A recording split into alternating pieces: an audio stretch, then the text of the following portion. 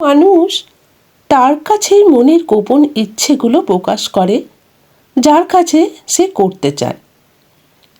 কেউ যদি বলে তার একটু যত্ন, একটু কেয়ারিং প্রয়োজন, তার খানিকটা অ্যাটেনশন দরকার, ভরসা করার মতো একটা কাঁধ দরকার, ধরার জন্য একটা হাত দরকার, স্বপ্ন দেখার জন্য একটা কোল বালিশ দরকার।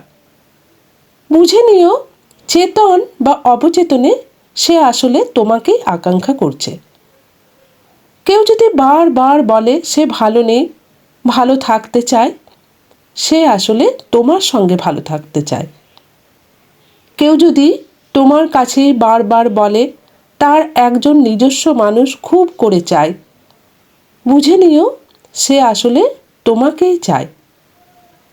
আসলে আমাদের কিছু ইচ্ছে খুব গোপন, খুব গভীর। আমরা সবার কাছে সেসব সুপ্ত বাসনা প্রকাশ করতে কমফোর্ট ফিল করি না, মাটি চাপা দিয়ে ঘুম পাড়িয়ে রাখি। কিন্তু যার কাছে প্রকাশ করি তাকে আমার শূন্যস্থানটা জানাতে চাই বলেই করি।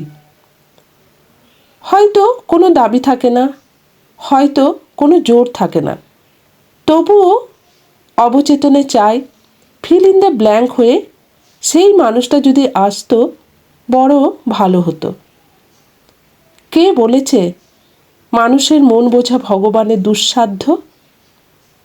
আমরা চাইলেই অপর দিকের মানুষটাকে বুঝতে পারি, যদি একটু চেষ্টা করি। যেন মানুষ আসলে বোঝাবে বলেই কিছু কথা বোঝাতে চায়, একবার নয় বারবার।